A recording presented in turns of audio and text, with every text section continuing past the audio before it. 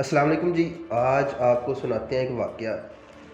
واقعہ یہ ہے کہ ایک چوکیدار ہائر کیا گیا، اس کے اوپر پراپر سیکیورٹی کے لیے اسے ویپن لے کر دیے گئے اور بہت کچھ اس کے اوپر اخراجات کیے۔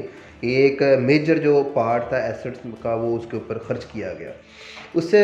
نے بھی بھرپور استعمال کیا اور بھرپور استعمال کرنے کے بعد وہ کاروباری شخصیت بن گیا۔ آہستہ آہستہ اس نے وہ جو ایک گاؤں تھا یا ایک اس کو ایک ملک کہہ لیں، اس کو یرغمال بنانا شروع کر دیا۔ اس میں بہت سی چیزیں ایڈ کرنی شروع کر دیں، کمپنیز بنا لیں۔ آہستہ آہستہ سے اس نے جو ہے وہ ایسے ایسے ادارے بنا لیے کہ جن کا توڑ ہی کوئی نہیں تھا۔ اب وہ ہوا یہ کہ وہ جو ایکچوئل ایسٹ تھا وہ ختم ہو کے سارا ایسٹ جو تھا وہ چوکیدار صاحب کے پاس پہنچ گیا، اور اب وہ جو چوکیدار صاحب جو ہے وہ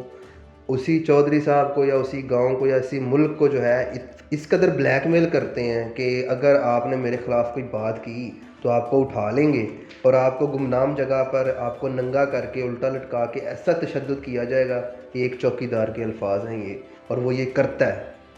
اور اس نے اپنے مالک کو اتنا یرغمال بنایا ہوا ہے کہ وہ مالک جو ہے اپنے ہی چوکیدار کے خلاف بات کرنے سے بھی ڈرتا ہے، وہ بات نہیں کرتا۔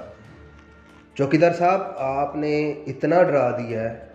کہ یہ جو مالک ہے وہ کسی دن اپنے ڈر کی وجہ سے آپ کو مار دے گا، اور وہ دن جو ہے نا وہ مجھے دور نہیں دکھائی دیتا۔ آپ ہوش کے ناخن لیں، آپ کو اگر اللہ تعالیٰ نے اتنا صاحب حیثیت بنا دیا ہے کہ آپ اس قوم اس ملک کے فیصلے کرنے پر قادر ہے،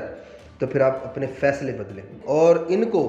اس راہ پر لے کر آئیں کہ یہ جو ملک جس نے آپ کو بنایا ہے، جس نے آپ کو چوکیدار سے چودھری بنایا ہے، اس ملک کے بارے میں بہتر سوچیں۔ بصورت دیگر آپ کا حال بھی وہی ہوگا جو شری لنکا میں ہوا، آپ کا حال بھی وہی ہوگا جو ٹرکی میں ہوا، تو پھر آپ کو کوئی بچانے والا نہیں ہوگا۔ میں یہ آپ کو التجا بھی کر رہا ہوں، انتباہ بھی کر رہا ہوں اور الٹیمیٹم بھی دے رہا ہوں کہ وقت بہت کم ہے،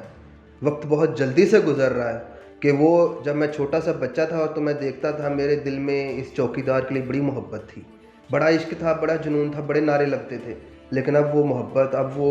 جو چاہت ہے وہ قدرے کم ہوتی دکھائی دے رہی ہے، اس میں وہ لگن، وہ